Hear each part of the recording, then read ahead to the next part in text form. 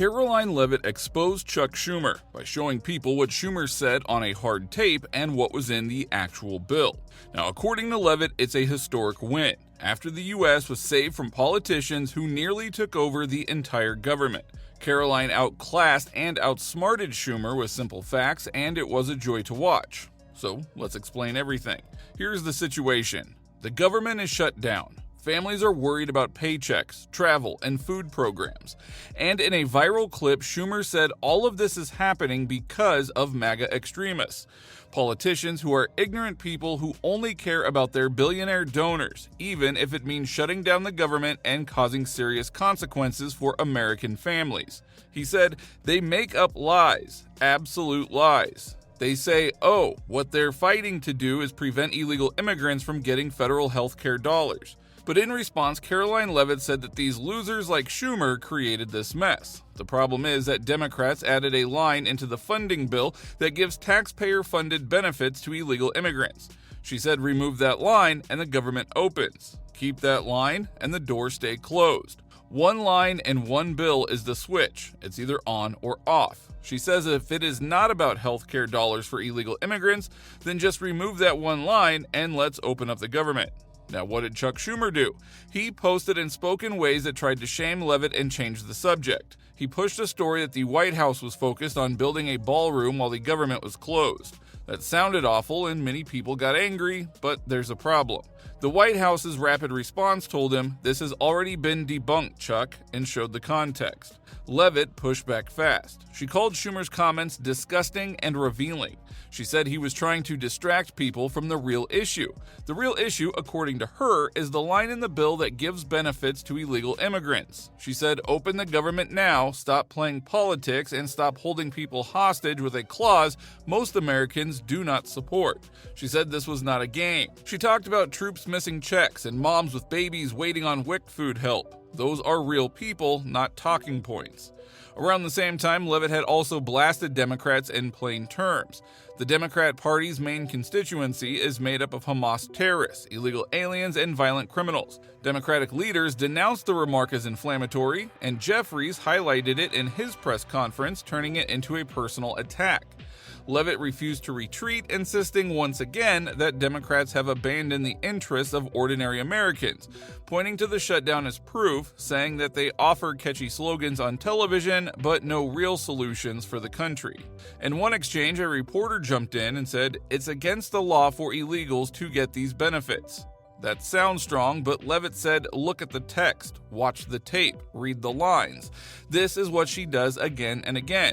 She points to words on paper and words on camera. She says if the language truly doesn't do what people fear, then say it clearly and fix it clearly. Other Republicans made similar points. Congressman Pete Stauber blasted Democrats for putting health care for illegal immigrants ahead of rural citizens. In Florida, Jimmy Patronis said that Schumer was backing resolutions that would send benefits to non-citizens while military families and veterans were getting squeezed. You don't have to like those takes. You should at least see what they are talking about. Well, here's the pattern that matters. First, Schumer tries a viral claim, the ballroom line, the shaming tone. Then the context clip shows up. Debunked, Chuck, with the full question and the full answer. No yelling, just the tape.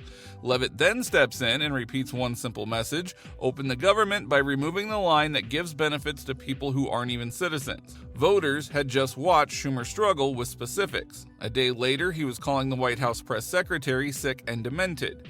To many viewers, it came off as a deflection, shifting from substance to outrage. But Leavitt capitalized on that moment. She turned it into a test of evidence, not emotion. Who's willing to face the facts when they're right there? Her approach reframed the exchange around proof and accountability, urging people to judge by what they can see for themselves, not by what they're told to feel.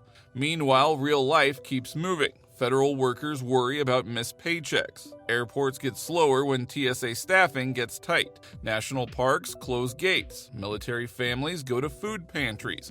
WIC lines get longer. Leavitt keeps saying open the government now. She says Democrats could correct course today by voting for the clean resolution they supported many times in the past. According to her, the White House will start reviewing programs to pause if this keeps going. That means some offices could shut and some jobs could be cut. She says it's not a threat, it's the reality of a shutdown. Now, the language has gotten very hot. House Minority Leader Hakeem Jeffries called Leavitt demented, ignorant, and a stone-cold liar. Minnesota Governor Tim Walz piled on. Congressman Greg Casar said she should resign. Former White House Press Secretary Karine Jean-Pierre told The View her comments were deplorable. Leavitt did not back down. She said Democrats were lashing out because she told the truth about their base. She repeated her line that the party caters to Hamas terrorists, illegal aliens, and violent criminals. That line made a lot of people furious, but she said it to make a point about priorities, who gets helped first when it's time to write the checks. Leavitt's stance stands out because press secretaries rarely engage congressional leaders so directly, especially in public. Instead of sidestepping, she confronted Jeffries head-on, on camera, breaking from the cautious, polished tone typical of her position. She framed the exchange not as a personal feud, but as a matter of principle, declaring Democrats do not serve the interests of the American people, and emphasizing that the administration's focus is on protecting law-abiding citizens at home and abroad. Whether one agrees with her or not, her message was unmistakably clear and unapologetically direct. So what happens next? Expect more side-by-side comparisons, past speeches versus today's edits, floor clips versus press posts. It's the same beat pattern again.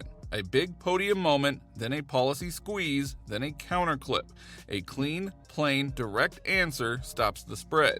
A wobbly answer becomes the next busted or debunked. In this new media world, the quiet clip can hit harder than the loud speech.